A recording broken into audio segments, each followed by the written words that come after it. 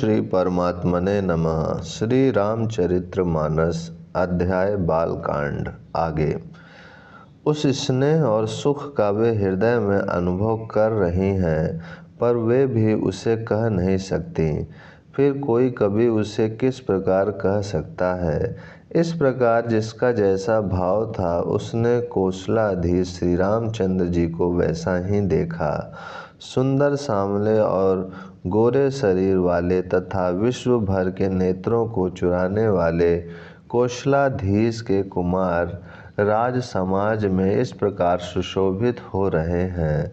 दोनों मूर्तियां स्वभाव से ही बिना किसी बनाव श्रृंगार के मन को हरने वाली हैं। करोड़ों कामदेवों की उपमा भी उनके लिए तुच्छ है।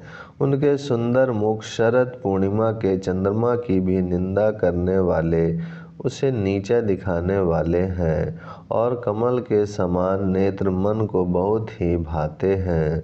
सुंदर चितवन सारे संसार के मन को हरने वाले, कामदेव के भी मन को हरने वाले हैं। वह हृदय को बहुत ही प्यारी लगती है, पर उसका वर्णन नहीं किया जा सकता। सुंदर गाल हैं, कानों में चंचल झूमते हुए कुंडल हैं, ठोड़ी और अधर ओठ सुंदर हैं, कोमल वाणी है, हंसी चंद्रमा की किरणों का तिरस्कार करने वाली है, भवें टेढ़ी और नासिका मनोहर है, ऊंचे चौड़े ललाट पर तिलक झलक रहे हैं, दीप्तमान हो रहे हैं। काले घुंघराले बालों को देखकर भंवरों की पंक्तियां भी लजा जाती हैं। पीली चौकोनी टोपियां सिरों पर सुशोभित हैं, जिनके बीच बीच में फूलों की कलियां बनाई काढ़ी हुई हैं। शंख के समान सुंदर गोल गले में मनोहर 3 रेखाएं हैं, जो मानो तीनों लोकों की सुंदरता की सीमा को बता रही है। हृदयों पर गजमुक्ताओं को सुंदर कंठे और तुलसी की मालाएं सुशोभित हैं। उनके कंधे बैलों के कंधे की तरह ऊंचे तथा पुष्ट हैं। खड़े होने की शान सिंह की सी है, और भुजाएं विशाल एवं बल की भंडार है। कमर में तरकस और पीताम्बर बांधे हैं। दाहिने हाथ में बाण और बाएं सुंदर कंधों पर धनुष तथा पीले यज्ञोपवीत जनेऊ सुशोभित है। नख से लेकर शिखा तक सब अंग सुंदर है। उन पर महान शोभा छाई हुई है। उन्हें देखकर सब लोग सुखी हुए।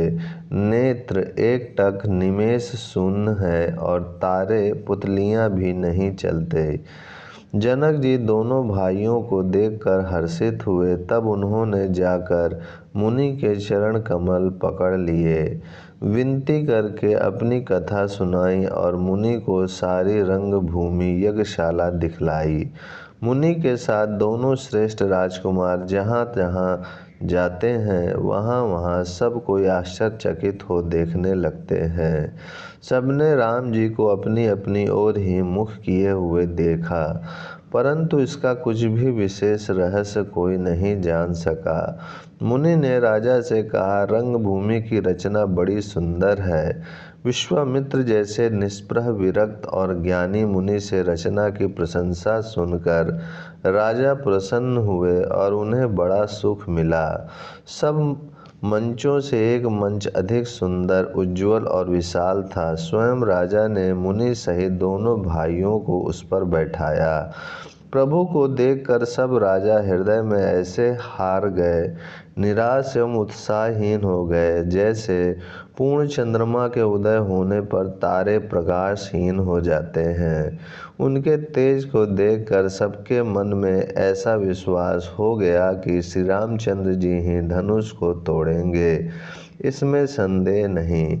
इधर उनके रूप को देखकर सबके मन में यह निश्चय हो गया कि शिव जी के विशाल धनुष को जो संभव है ना टूट सके।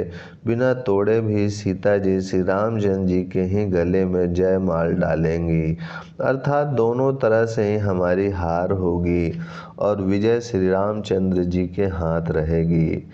यूँ सोचकर वे कहने लगे, हे भाई, ऐसा विचार कर यश, प्रताप, बल और तेज गंवाकर अपने अपने घर चलो।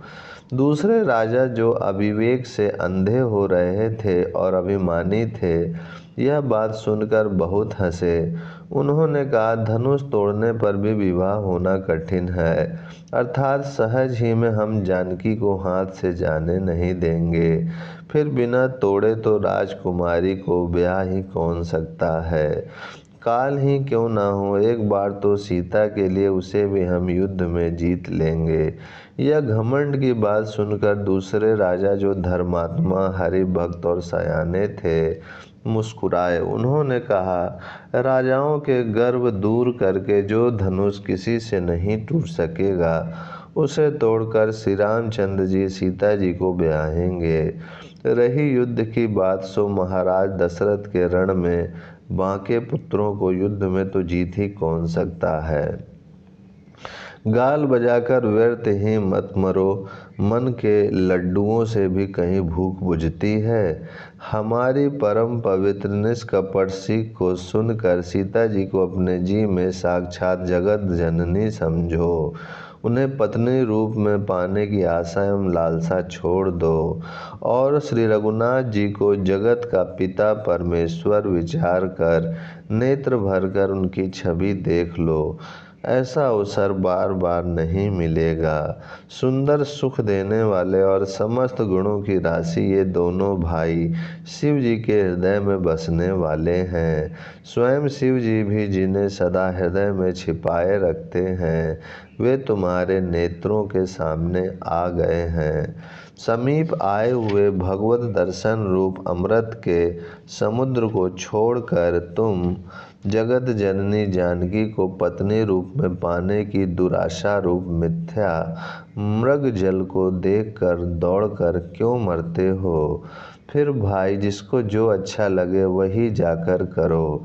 हमने तो श्री रामचंद्र जी के दर्शन करके आज जन्म लेने का फल पा लिया, जीवन और जन्म को सफल कर लिया। ओम शांति शांति शांति।